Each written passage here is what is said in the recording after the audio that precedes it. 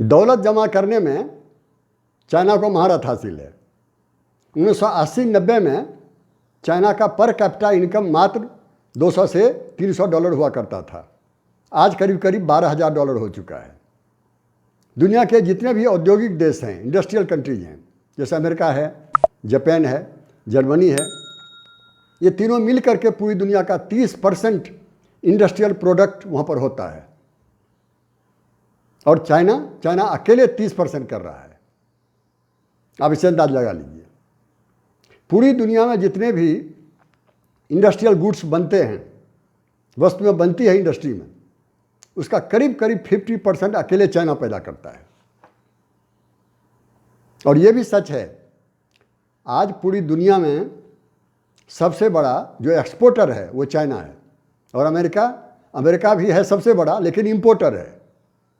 आप इससे अंदाज लगा लीजिए। अमेरिका को बहुत पहले पीछे छोड़ चुका है चाइना इंडस्ट्रियल मैन्युफैक्चरिंग में। 2010 में भी 2010 से ही चाइना उससे आगे चल रहा है। अब रही बात कि ये जो पूरे संसार का औद्योगिक केंद्र बन गया चाइना, जिसके बारे में कहा जाता है कि China is the factory of the world, China is the industrial super power of the world. जो देश, मामूली सा देश, वो खेती पर आधारित उसकी इकोनॉमी थी, एग्रीकल्चरल इकोनॉमी थी, बहुत मामूली सा साधारण गरीब देश 35 साल पहले आज दुनिया का सबसे बड़ा औद्योगिक देश बन गया। जो भी है, लेकिन ये चमत्कार हुआ कैसे, ये कैसे संभव हुआ, ये बड़ा इंटरेस्टिंग जानना है। तो पहली बात ये है, कहा जाता है कि चाइना की नियति यही है, डेस्टिनी यही है। पहले भी बहुत अमीर देश हुआ करता था इतिहास में, इसकी सभ्यता भी बहुत विकसित थी भारत की तरह। तो जो इतना पहले धनवान रह चुका है तो फिर से धनवान हुआ, तो इसमें आश्चर्य क्या। ये लोग कहते हैं, शायद इन्हीं बातों को ध्यान में रखते हुए नेपोलियन ने एक बार कहा था कि चाइना को सोने दो, ये ड्रैगन है, जिस दिन जगेगा पूरी दुनिया में तहलका मचा देगा। ये बात लगता है कि नेपोलियन की सच होती जा रही है। उन्हीं के शब्दों में, let China sleep, for when the dragon awakes she will shake the whole world. जो भी हो, लेकिन ये जो चाइना सफल हुआ औद्योगिक क्रांति करने में, यह कोई पहली बार कोशिश नहीं की थी, 4 बार कोशिश कर चुका है। पहली बार 1860 में वहाँ जो मोनार्की थी क्विंग डायनेस्टी की, उन्होंने बड़ी कोशिश की थी, लेकिन दुर्भाग्य से वो सेकेंड ओपियम वॉर में इंग्लैंड से पराजित हो गए। और 1911 होते होते वहाँ क्रांति हो गई उनके खिलाफ, और सत्ता भी उनके हाथ से चली गई। तो तीसरी बार जो नई सत्ता आई सन्यात सेन के हाथ में 1911 में, उन्होंने कोशिश किया डेमोक्रेसी के थ्रू, साइंस के थ्रू। इसके पहले कि वो सफल हो जाते, 1949 होते होते वो कम्युनिस्टों के हाथों में पराजित हो गए। फिर तीसरी बार कम्युनिस्टों ने कोशिश किया 1949 में। ये कोशिश किया सोवियत रूस के तरीके से, लेकिन सोवियत रूस के तरीके से प्रयास तो किया, लेकिन वो तरीका बहुत ज़्यादा सूटेबल नहीं था और फिर से असफल हो गया। लेकिन चौथी बार पूरी तरह सफल हुआ। एक और आश्चर्य की बात है, इस सफलता का जो सेहरा बंधा वो डेंग सियाओपिंग के सिर पर। अनजान आदमी थे, लोग नहीं जानते थे दुनिया में उनका नाम। जहाँ पर कि क्विंग डायनेस्टी असफल हो गए, जहाँ पर कि सन्यात सेन सफल नहीं हो पाए, जहाँ माओ सेतुंग आगे नहीं बढ़ पाए दुनिया का औद्योगिक केंद्र बनाने में चाइना को, वहाँ करके दिखा दिया डेंग सियाओपिंग ने। ये तो कर तो लिया डेंग सियाओपिंग ने, उनका महामंत्र किया था। महामंत्र कुछ नहीं था, सिर्फ 7 पॉइंट प्रोग्राम था। पहला था पॉलिटिकल स्टेबिलिटी, राजनीतिक अस्थिरता। दूसरा था development from the bottom, grass root development, जमीनी स्तर से विकास करना। तीसरा था जो विलेज और छोटे छोटे वहाँ पर टाउन हुआ करते थे, उसके स्तर पर जो खेती से जुड़े हुए उद्योग थे, वहाँ से उन्होंने विकास शुरू किया। और फिर चौथी बात कही उन्होंने कि जो नेचुरल रिसोर्सेस हैं उनको बचा के रखिए, जो बने हुए सामान है उसी से आप विकास कीजिए। और फिर पांचवी बात कही कि सरकार को पूरा समर्थन देना चाहिए औद्योगिक विकास में हर तरह से। और छठी बात कही कि पब्लिक और प्राइवेट पार्टनरशिप से ही होगा, अकेले पब्लिक से या अकेले प्राइवेट से नहीं होगा। और अंतिम बात जो सातवीं बात कही उन्होंने वो कहा कि लघु उद्योग से बृहद उद्योग की तरफ जाइए, छोटा इंडस्ट्री पहले बनाइए और फिर उससे आगे बढ़िए और चले जाइए आप बड़े उद्योग की तरफ। ये सारे मंत्र उनके थे। अब ये सारी बातें जो उन्होंने करके दिखाई, ये इसके लिए उन्होंने 3 तरह का प्लानिंग किया। 3 तरह का प्लानिंग क्या मतलब, जैसे भारत में होता है पंचवर्षीय योजना, उन्होंने 10 वर्षीय योजना की, 3 फेज में किया।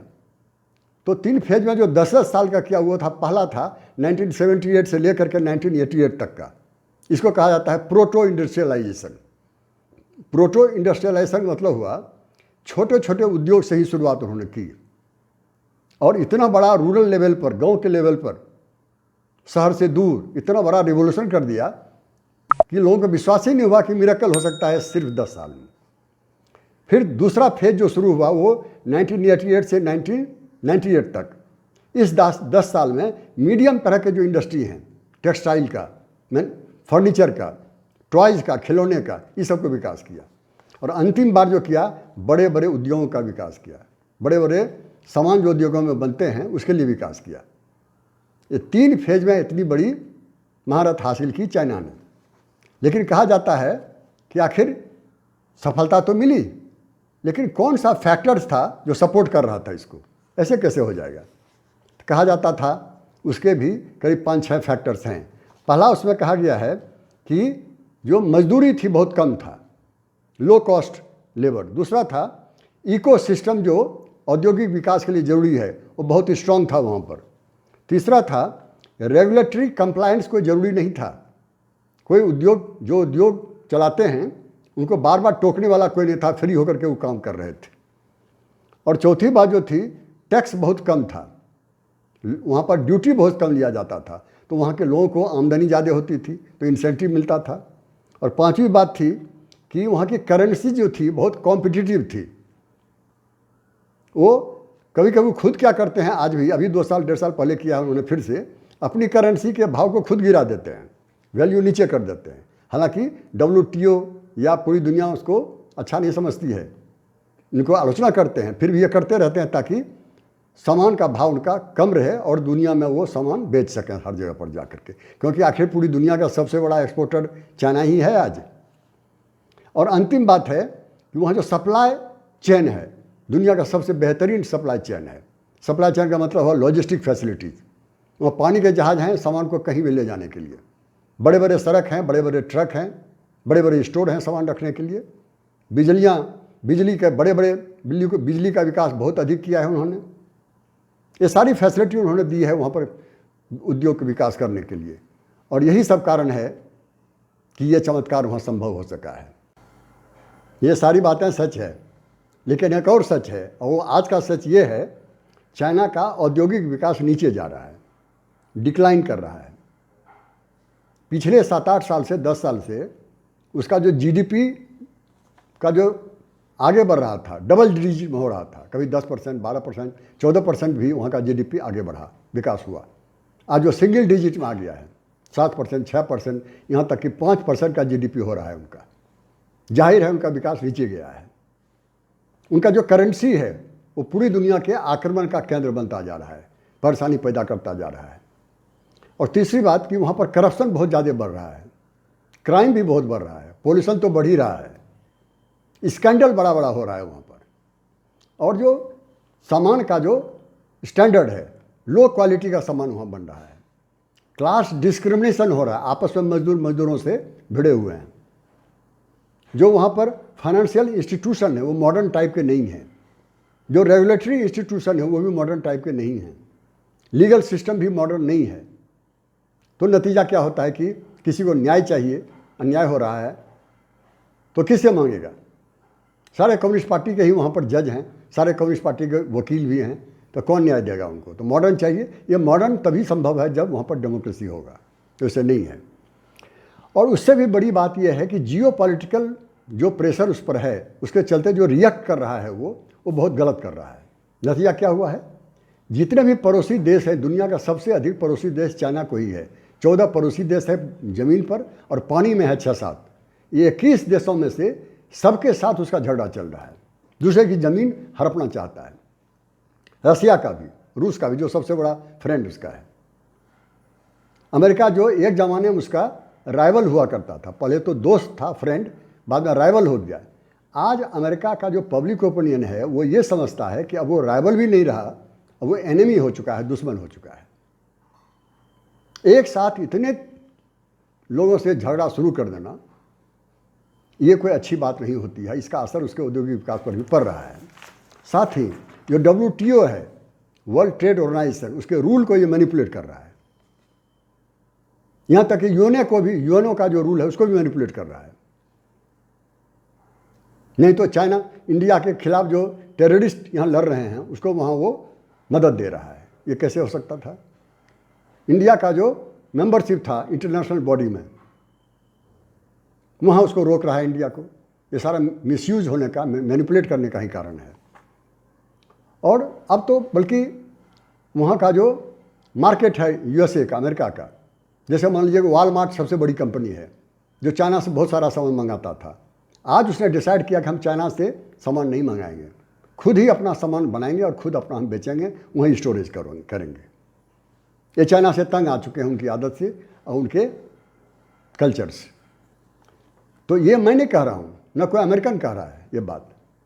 यहाँ तक कि वहाँ जो मिस्टर मियाओ हैं, मियाओ जो 12 साल तक वहाँ का इंडस्ट्री मिनिस्टर रह चुके हैं, पिछले साल तक 1920 तक 2020 तक, उन्होंने कहा है कि चाइना का अपना टेक्नोलॉजी है ही नहीं। बहुत बड़ी अच्छी टेक्नोलॉजी अमेरिका के पास है, हमारे हाथ में कुछ भी नहीं है। खास करके सेमीकंडक्टर की जो टेक्नोलॉजी होता है वो अमेरिका के पास है, चाइना के पास नहीं है। यहाँ तक कि कोर जो टेक्नोलॉजी है वो भी बाहर है, दूसरे के पास है। अब जो कंपनी है टेलीफोन बनाने की, वो जब वहाँ से बाहर से निकल रही है, वहाँ से कोई वियतनाम जा रही है, कोई इंडिया जा रहा है, कोई बांग्लादेश जा रहा है, बड़ी बड़ी कंपनियाँ, तो अपना टेक्नोलॉजी भी साथ में वापस ला रहा है। न वहाँ टेक्नोलॉजी बचा, न कंपनी बची। ये परेशानी तो उसको है। और साथ ही साथ वहाँ का जो इकोनॉमिक सर्विस मॉडल है, उस सर्विस मॉडल के चलते वो टेक्नोलॉजी मॉडल नहीं है। वहाँ पर टेक्नोलॉजी ओरिएंटेड मॉडल नहीं है, सर्विस ओरिएंटेड मॉडल है, मजदूर पर आधारित, स्ट्रक्चर पर आधारित। उसकी कमजोरी अभी जाहिर होना शुरू हो गया है। और साथ ही मार्केट का जो बाज़ार का जो बाज़ार आगे बढ़ रहा था, उसमें जो विकास हो रहा था, कहा जाता है कि 2012 के बाद बहुत ही नीचे चला गया है। वो इतना नीचे पहले कभी नहीं गया था। नौकरियां जो हैं, एम्प्लॉयमेंट, वो नीचे जा रहा है, नौकरियां नहीं मिल रही हैं लोगों को। और कॉम्पिटिटिवनेस कि जो क्वालिटी से कम्पीट करते थे दुनिया के वस्तुओं का, गुड्स का, प्राइस से करते थे कम्पीट, वो कम्पीट अब नहीं हो रहा है। जब कंपटीशन में भी नहीं जा रहे हैं, नौकरियां भी नहीं मिल रही हो, तो अंदाज कर लीजिए कि उसकी परेशानी कितनी बनती जा रही है। और अंत में मैं इसका कंक्लूजन करूंगा। कंक्लूजन में ये कहूँगा कि ये सही है कि औद्योगिक विकास बहुत ज़्यादा हो रहा है। हाँ, ढलान पर है, इसका डिक्लाइन वहाँ हो रहा है, लेकिन अगर उसको फिर से वापस जाना है और आगे बढ़ना है तो उसको रिफॉर्म करना पड़ेगा। और रिफॉर्म कर पाए तो फिर ये विकास उतना ही शुरू हो जाएगा। नहीं तो आगे बढ़ना आसान हो सकता है, लेकिन पीछे जाना भी उतना ही आसान हो जाता है। ये बात ध्यान रखनी चाहिए। दूसरी बात, ये जितने भी कारण हमने बताए हैं चाइना आगे क्यों बढ़ा, उसमें से 2 और बड़ा कारण है जो मैं बताऊंगा। उसमें पहला है ग्लोबलाइजेशन। पूरी दुनिया का बाजार एक हो गया और कहीं भी सामान बने, कहीं भी जाके बिकने लगा। तभी चाइना इतना सामान बनाया और एक्सपोर्ट किया, दुनिया का सबसे बड़ा एक्सपोर्टर बन सका। ये सच है। अगर ग्लोबलाइजेशन नहीं होता तो ये संभव नहीं था चाइना के लिए। दूसरी बात, अमेरिका ने उसको बहुत मदद किया। 1970 के पहले पूरी वेस्टर्न कंट्रीज ने इसको रिकॉग्नाइज भी नहीं किया था। पहले चाइना की सरकार जो थी वो ताइवान की सरकार ही थी, और कम्युनिस्ट चाइना को ताइवान की जगह पर यूनाइटेड नेशन का मेंबर बना दिया, सिक्योरिटी काउंसिल का परमानेंट मेंबर बना दिया, न्यूक्लियर क्लब का मेंबर बना दिया। ये अमेरिका की मदद बहुत काम आया। और जब अमेरिका के साथ दोस्ती हो गई तो दुनिया की सारी कंपनीज के यहाँ आना शुरू हो गया था, जापान के हो चाहे कोरिया की हो या कहीं का भी हो। लेकिन वो अमेरिकन फैक्टर था, ग्लोबलाइजेशन फैक्टर था इसको आगे बढ़ने में। लेकिन अभी प्रोटेक्शनिज्म का ज़माना आ गया, संरक्षणवाद। हर कंट्री ये सोचता है कि हम अपना सामान बनावें और अपने यहाँ बेचें, अपना बाजार दूसरे को ना दें। जैसे इंडिया ने किया है आत्मनिर्भर भारत, मेड इन इंडिया। अभी चल रहा है अमेरिका फर्स्ट, अमेरिका में सामान बनेगा वहीं बिकेगा, तो चाइना का क्या होगा? ये सारे परेशानियां चाइना के सामने हैं।